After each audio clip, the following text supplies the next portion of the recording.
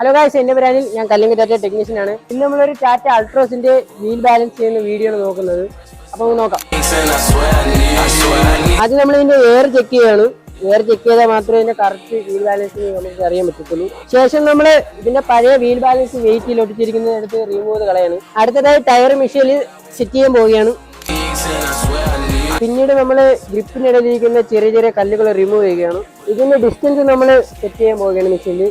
അടുത്ത നമ്മൾ ഡിസ്കിന്റെ വീതി നമ്മൾ മെഷീനിൽ സെറ്റ് ചെയ്ത് കൊടുക്കുകയാണ്. 7.5 കാണിക്കുന്നത്. അടുത്ത നമ്മൾ ഡിസ്കിന്റെ സൈസാണ് സെറ്റ് ചെയ്യുന്നത്. അത് ഈ ടയറിൽ കാണിച്ചാൽ R16 എഴുതിയിരിക്കുന്നത് കാണാം.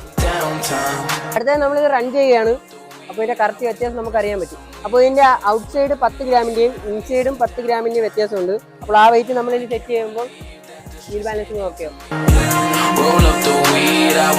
നമ്മൾ വെയിറ്റ് സെറ്റ് ചെയ്തിട്ടുണ്ട്. ഇത് ഒന്നുകൂടെ റൺ ചെയ്ത് നോക്കും. അപ്പോൾ ഇതിന്റെ ഇൻസൈഡ് ഔട്ട് സൈഡും 0-0 കാണിക്കുകയാണെങ്കിൽ ഇതിന്റെ വീൽ ബാലൻസിങ് പക്ക ആയിട്ടുണ്ടെന്നാണ് അർത്ഥം.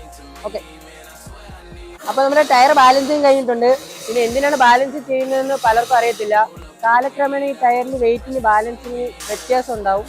ആ വ്യത്യാസം കുറയ്ക്കാൻ വേണ്ടിയിട്ടും പിന്നെ ഓട്ടികളെ കംഫർട്ട് കൂട്ടാനും പിന്നെ ടയർ ലൈഫ് കൂട്ടാൻ വേണ്ടിയിട്ടാണ് ഈ ബാലൻസ് ചെയ്യുന്നത്. ഇത് ചെയ്യാതിരിക്കുകയാണെങ്കിൽ ഈ വണ്ടി ഓട്ടിക്കുമ്പോൾ ചെറിയൊരു ചെറുപ്പുണ്ടാവും.